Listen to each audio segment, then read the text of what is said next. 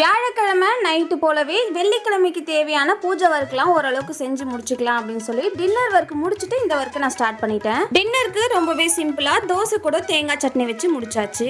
Kitchen counter top deep clean பண்ணணும் அப்படிங்கிறதுக்காக எல்லாருக்கும் டின்னர் கொடுத்து முடிச்சதுக்கு அப்புறமா தான் இந்த ஒர்க்கே நான் ஸ்டார்ட் பண்ணியிருந்தேன். எந்த மெஸ்ஸியும் இல்லாம கொஞ்ச நேரத்துக்காவது கிச்சன் கிளீனா இருக்கணும் அப்படிங்கிறதுக்காக தான் இந்த மாதிரி கொஞ்சம் எல்லாருக்கும் டின்னர் கொடுத்துட்டு அதுக்கப்புறமா செய்யறது.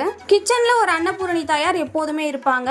அவங்களெல்லாம் ரெடி பண்ணிட்டு மாக்கோலெல்லாம் இட்டுட்டு அதுக்கப்புறமா அடுத்த வரைக்கும் நான் ஸ்டார்ட் பண்ணியிருந்தேன். இந்த அன்னபூரணி தாயார் என்னோட மாமியாரோட அம்மாவோடது காசிலிருந்து வாங்கிட்டு வந்து பிரதிஷ்டை பண்ணது. இன்னை வரைக்கும் கிச்சன்ல அப்படியே தான் இருக்கு.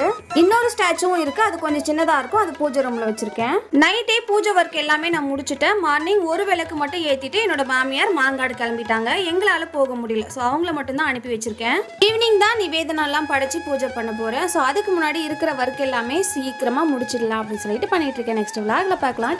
பாய்.